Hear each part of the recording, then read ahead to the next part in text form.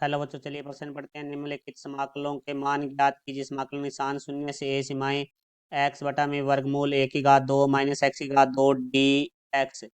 मुख्य अवधारणा। तो हमारा जो प्रश्न है वो निश्चित समाकलन से संबंधित है। तो सबसे पहले हम बात करेंगे समाकलन के सूत्र के बारे में। यदि हमारे पास सीमाएं हैं, समाकलन का निशान सीमाएं हमारे पास सी से डी एक्स की घात एन डी एक्स, तो बराबर हमारे पास होगा एक्स की घात एन प्लस एक बटा में एन प्लस एक, जिसकी हमारी सीमाएं हैं वो तो होगी सी से डी तक। तो पहले हमारी उच्च सीमा रखी जाएगी एक्स की जगह, फिर हमारे माइनस में एक्स की जगह निम्न सीमा रखी जाएगी। तो अब देखो हमारे प्रश्न के बारे में बात करते हैं। तो प्रश्न में जो फलन दिया गया है उसको हम आई से लिखेंगे। आई बराबर समाकलन का निशान सीमाएं है वो शून्य से ए एक्स बटा में वर्गमूल ए की घात दो माइनस एक्स की घात दो डी एक्स। तो यहाँ से देखो हम प्रतिस्थापित करेंगे। मानना ए की घात दो माइनस एक्स की घात दो बराबर है टी से।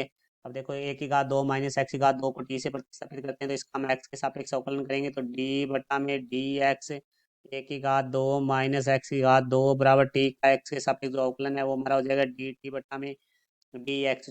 क्योंकि हम जानते हैं डी बटा में डी एक्स एक्स की घात एन बराबर होता है हमारा एन एक्स की घात एन माइनस एक।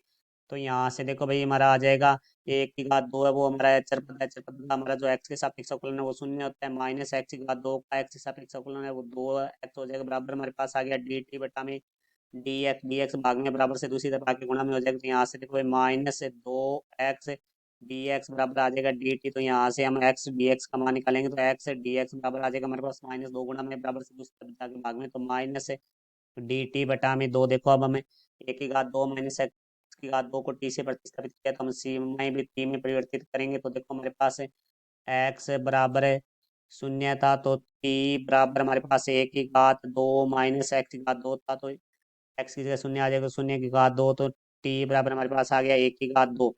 फिर देखो हमारे पास है एक्स बराबर जो उच्च सीमा थी वो थी ए, तो यहाँ से देखो टी बराबर हमारे पास आ जाएगा एक की घात दो माइनस एक्स की घात दो, एक्स की जगह ए आ जाएगा तो एक की घात दो। तो यहाँ से आ जाएगा टी बराबर एक की घात दो माइनस एक की घात दो है वो शून्य हो जाएगा। तो यहाँ से देखो भाई आई बराबर हमारे पास आ जाएगा समाकलन निशान जो सीमाएं हैं तो हमारे पास हो जाएगी एक की घात दो से शून्य तक। फिर हमारे पास एक्स डी एक्स की जगह आ जाएगा माइनस डी टी बटा में दो, तो माइनस एक बटे दो तो हम समाकलन निशान से बाहर लिखेंगे। डी टी बटा में हमारे पास आ जाएगा वर्गमूल एक की घात दो माइनस एक्स की घात दो की जगह हमने टी लिख देंगे।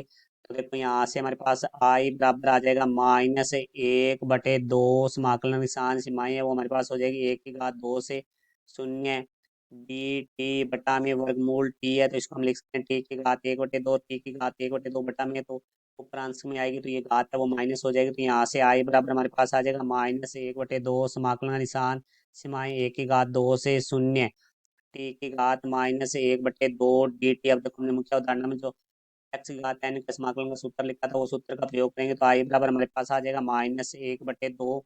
तो इसका जो समाकलन है वो हमारे पास होगा टी की घात माइनस एक बटे दो प्लस एक बटा में माइनस एक बटे दो प्लस एक की जो सीमाएं हैं वो हमारे पास रहेगी एक की घात दो से शून्य। तो अब देखो यहाँ से इसको आगे हल करते हैं तो हमारे पास आई बराबर आ जाता है माइनस एक बटे दो सिम जो कोष्टक है उसके अंदर हमारे पास आ जाएगा टी की घात। देखो हमारे पास है माइनस एक बटे दो प्लस एक है तो यहाँ से आ जाएगा एक बटे दो बटा में हमारे पास आ जाएगा एक बटे दो की जो सीमाएं है वो होगी एक की घात दो से शून्य तक। देखो बटा में एक बटे दो है गुणा में आएगा तो दो बटे एक हो जाएगा, तो माइनस एक बटे दो ये हो जाएगा हमारे पास दो वर्गमूल टी की जो सीमाएं है वो होगी एक की घात दो से शून्य।